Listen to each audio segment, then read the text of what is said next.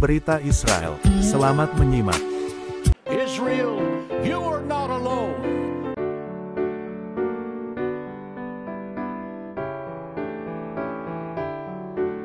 Di pengadilan dunia, Afrika Selatan menuduh Israel melakukan genosida di Gaza. Israel merespons bahwa itu klaim yang tidak berdasar. Hamas melakukan upaya genosida pada tanggal 7 Oktober, dan Afrika Selatan adalah tangan sahnya. Den Haag, dalam proses hukum yang belum pernah terjadi sebelumnya di Mahkamah Internasional, pada hari Kamis.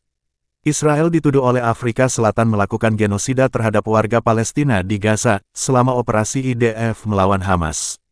Apa yang diberitahukan kepada pengadilan merupakan upaya yang disengaja untuk menghancurkan kehidupan di wilayah tersebut. Sebuah tim hukum Afrika Selatan yang beranggotakan 8 orang, menuduh bahwa meluasnya kematian warga sipil Palestina, dan sangat terbatasnya akses di Gaza, terhadap makanan, air, dan perawatan medis, ditambah dengan beberapa komentar yang sangat menghasut dari para menteri senior pemerintah Israel, itu berarti bahwa Israel sedang melakukan tindakan yang tidak pantas, yaitu kampanye genosida di daerah wilayah Palestina. Mereka menuduh Israel menerapkan kondisi di Gaza, yang diperkirakan akan menimbulkan kehancuran fisik terhadap masyarakat, dan menuduh Israel memusnahkan warga Palestina. Dengan alasan bahwa, hak-hak warga Gaza berdasarkan konvensi genosida mengalami kerusakan yang parah dan tidak dapat diperbaiki. Delegasi Afrika Selatan mendesak 17 hakim di panel Mahkamah Internasional, yang mendengarkan kasus tersebut, untuk mengeluarkan perintah sementara yang mengharuskan Israel, supaya segera menghentikan operasi militernya, dan mencatat bahwa pada saat ini, Israel harus segera menghentikan operasi militernya. Pada tahap sementara kasus ini, pengadilan hanya perlu menetapkan bahwa terdapat masuk akal terhadap tuduhan genosida agar dapat mengambil tindakan tersebut.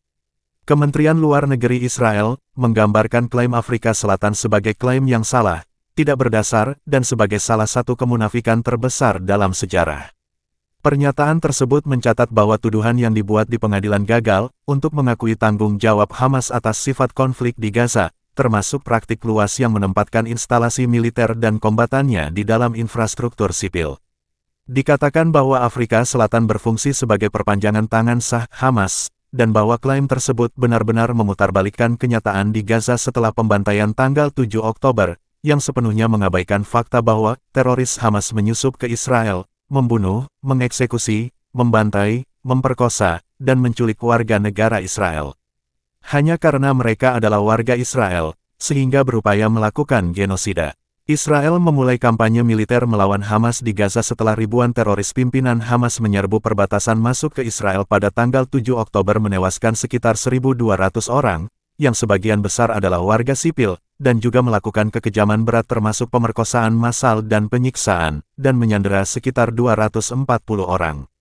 Kementerian Kesehatan yang dikelola Hamas di Gaza mengatakan lebih dari 23.000 orang telah tewas dalam pertempuran tersebut, meskipun angka-angka ini tidak dapat diverifikasi secara independen, dan mencakup warga sipil dan kombatan, beberapa di antaranya akibat salah tembak roket yang dilakukan kelompok teror. IDF mengatakan mereka telah membunuh lebih dari 8.500 pejuang Hamas di Gaza, selain sekitar 1.500 teroris di Israel pada tanggal 7 Oktober. Dalam argumen lisan selama 3,5 jam, perwakilan hukum Afrika Selatan memberikan gambaran rinci tentang penderitaan warga Palestina di Gaza selama perang, termasuk kematian ribuan wanita dan anak-anak, cedera dan cacat pada ribuan orang, terlebih lagi, kehancuran infrastruktur sipil, dan kondisi kehidupan yang keras di wilayah tersebut akibat perang. Ketika memaparkan kenyataan pahit di Gaza, di mana mereka sering menggunakan bahasa yang emosional, menuduh Israel, menggiring, warga Palestina ke wilayah Gaza untuk dibunuh, dan Gaza adalah kamp pusat, di mana genosida terjadi, lalu mereka membandingkan operasi IDF, hingga ladang pembantaian Kamboja, di mana rezim Khmer Merah membunuh lebih dari 1 juta orang pada akhir tahun 1970-an. Anda telah mendengar dari kami tentang pemusnahan langsung ribuan orang dan anak-anak penduduk Palestina di Gaza sejak tanggal 7 Oktober tahun lalu, kata salah satu pembicara, Max Duplessis. Meskipun perwakilan Afrika Selatan mengatakan bahwa negara tersebut mengutuk serangan Hamas terhadap Israel pada tanggal 7 Oktober, mereka sama sekali tidak membahas kekejaman tersebut selama argumen lisan mereka. Warga Palestina di Gaza dibunuh oleh persenjataan dan bom Israel dari udara, darat, dan laut. Mereka juga berada dalam risiko kematian karena kelaparan dan penyakit, karena hancurnya kota-kota Palestina, terbatasnya bantuan yang diizinkan masuk, serta ketidakmungkinan mendistribusikan bantuan ketika bom jatuh. Hal ini membuat kehidupan menjadi mustahil, kata Adila Hasim. Israel telah membunuh warga sipil dalam jumlah yang belum pernah terjadi sebelumnya, tanpa mengetahui berapa banyak nyawa yang akan diambil oleh setiap bom, katanya.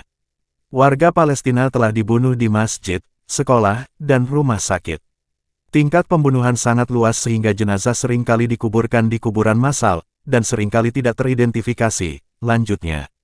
Argumen lisannya dan semua koleganya, tidak ada dalam pengakuan atas bukti terdokumentasi, tentang penggunaan masjid, sekolah, rumah sakit, fasilitas PBB, rumah dan infrastruktur sipil lainnya oleh Hamas untuk tujuan militer. Hal serupa juga terjadi pada rekannya, Vaughan Lower, KC, seorang pengacara Inggris yang menuduh Israel melakukan pemboman tanpa henti terhadap Gaza, termasuk dengan bom penghancur bunker, namun tidak mencatat bahwa bom penghancur bunker itu digunakan untuk menghancurkan terowongan militer Hamas, pusat komando dan kendali, dan bunker yang dibangun di bawah infrastruktur sipil. Hasim juga menuduh Israel dengan sengaja memberlakukan kondisi di Gaza yang diperhitungkan akan mengakibatkan kehancuran fisik masyarakat, dengan memaksa evakuasi lebih dari 1 juta orang dari utara ke selatan Gaza, dan menggambarkan tindakan ini sebagai genosida. Karena, segera, dan tidak memperbolehkan para pengungsi untuk membawa kebutuhan hidup, air dan makanan, bersama mereka, dan karena itu, jelas-jelas diperhitungkan akan mengakibatkan kehancuran penduduk. Meskipun peringatan awal yang dikeluarkan kepada warga Gaza adalah agar mereka mengungsi dalam waktu 24 jam, batas waktu tersebut diperpanjang beberapa kali, dan jendela kemanusiaan diberlakukan selama beberapa hari untuk memungkinkan pengungsi menuju ke selatan untuk menghindari pemboman. Genosida tidak pernah diumumkan sebelumnya, namun pengadilan ini memiliki bukti yang menunjukkan pola perilaku yang membenarkan klaim yang masuk akal atas tindakan genosida, tuduh Hasim. Dalam tuduhan yang menghasut lainnya, dia menyatakan kekerasan reproduksi yang dilakukan oleh Israel terhadap perempuan Palestina, bayi baru lahir, bayi dan anak-anak dapat dikualifikasikan sebagai tindakan genosida, termasuk menerapkan tindakan yang dimaksudkan untuk mencegah kelahiran dalam suatu kelompok. Dalam argumen lisan yang kritis, Tembeka Encukai Tobi SC, memaparkan serangkaian komentar yang menghasut yang dibuat oleh Perdana Menteri Benjamin Netanyahu dan Menteri Kabinet senior lainnya yang memiliki pengaruh terhadap kebijakan perang, serta sejumlah anggota Knesset dan tokoh berpengaruh lainnya. Pertanyaan-pertanyaan ini sangat penting dalam kasus genosida yang diajukan Afrika Selatan terhadap Israel, karena tuduhan tersebut harus menunjukkan niat untuk membunuh seluruh atau sebagian kelompok tertentu, baik itu kelompok nasional, etnis, agama, atau lainnya. Encukai Tobi mengutip komentar Netanyahu yang merujuk pada lebih dari satu kesempatan, termasuk pidatonya pada tanggal 28 Oktober Perintah Alkitabiah bagi orang-orang Yahudi untuk mengingat apa yang dilakukan orang Amalek terhadap Anda ketika membahas perang di Gaza.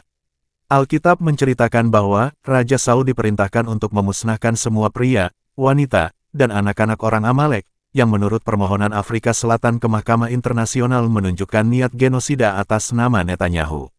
Dalam pidato Netanyahu pada tanggal 28 Oktober ia juga menegaskan bahwa IDF melakukan segalanya untuk menghindari kerugian bagi warga sipil, dan bahwa tentara menyerukan penduduk sipil untuk mengungsi ke daerah aman di Gaza.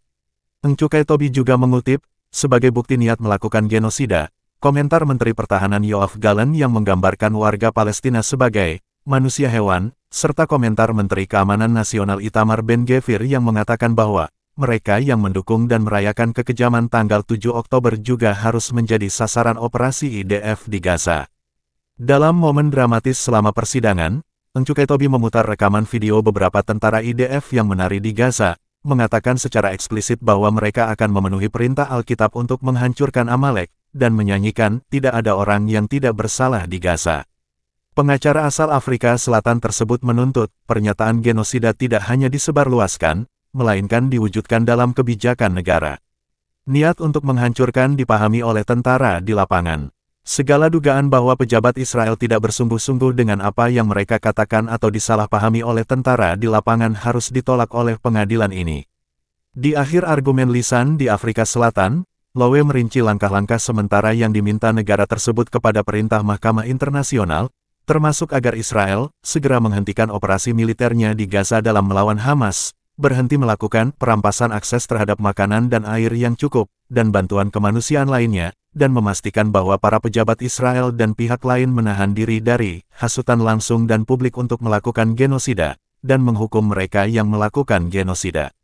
Lowe juga mengklaim bahwa kampanye Israel melawan Hamas tidak tercakup dalam pasal 51 Piagam PBB, yang mengizinkan suatu negara untuk mempertahankan diri dari serangan, karena menurutnya Israel masih menduduki Gaza karena kendalinya atas jalur aksesnya. Israel mengatakan mereka bertujuan untuk menghancurkan Hamas. Namun pengeboman selama berbulan-bulan, meratakan seluruh blok pemukiman, memotong makanan dan air untuk seluruh penduduk, itu tidak dapat dikatakan sebagai perburuan yang dilakukan terhadap Hamas, kata Lowe. Mengutip para pejabat PBB, Lowe mengatakan penghentian operasi militer Israel sangat penting dalam memungkinkan penyediaan bantuan kemanusiaan kepada warga Palestina di Gaza. Dia juga menekankan bahwa tidak ada tindakan disipliner yang diambil terhadap orang-orang di Israel, termasuk pejabat pemerintah dan anggota Knesset, atas apa yang digambarkan Afrika Selatan sebagai hasutan untuk melakukan genosida. Pemerintah Israel bukan orang-orang Yahudi atau warga negara Israel yang berniat menghancurkan warga Palestina di Gaza secara kelompok, pungkas Lowe. Pada akhir kasus di Afrika Selatan, Kementerian Luar Negeri Israel mengecam apa yang disebutnya sebagai salah satu pertunjukan kemunafikan terbesar dalam sejarah, yang diperburuk oleh serangkaian klaim palsu dan tidak berdasar. Afrika Selatan yang berfungsi sebagai cabang organisasi teroris Hamas, benar-benar memutarbalikkan kenyataan di Gaza setelah pembantaian tanggal 7 Oktober, dan sepenuhnya mengabaikan fakta bahwa teroris Hamas menyusup ke Israel, membunuh, mengeksekusi, membantai, memperkosa, dan menculik warga negara Israel, hanya karena mereka adalah orang Israel sehingga berada dalam upaya melakukan genosida, kata kementerian tersebut. Afrika Selatan berupaya untuk mengizinkan Hamas kembali melakukan kejahatan perang, kejahatan terhadap kemanusiaan, dan kejahatan seksual, yang mereka lakukan berulang kali pada tanggal 7 Oktober seperti yang dinyatakan oleh para pemimpinnya, tambahnya. Perwakilan Hamas di pengadilan yaitu, para pengacara Afrika Selatan, juga mengabaikan fakta bahwa Hamas menggunakan penduduk sipil di Gaza sebagai tameng manusia. Dan beroperasi dari dalam rumah sakit, sekolah, tempat penampungan PBB, masjid, dan gereja, dengan tujuan membahayakan nyawa masyarakat, penduduk jalur Gaza, kata kementerian itu. Pernyataan tersebut mencatat bahwa 136 sandera ditahan oleh Hamas, itu tidak diberikan akses terhadap perwakilan Palang Merah dan perawatan medis, dan mereka berjanji negara Israel akan terus melindungi warganya sesuai dengan hukum internasional, sambil membedakan mana teroris Hamas dan penduduk sipil, sehingga akan melakukan apapun yang mereka bisa, untuk membebaskan semua sandera, dan melenyapkan organisasi teroris Hamas, sebuah organisasi teroris rasis dan antisemit, yang menyerukan dalam konvensinya, untuk penghancuran negara Israel dan pembunuhan terhadap orang-orang Yahudi.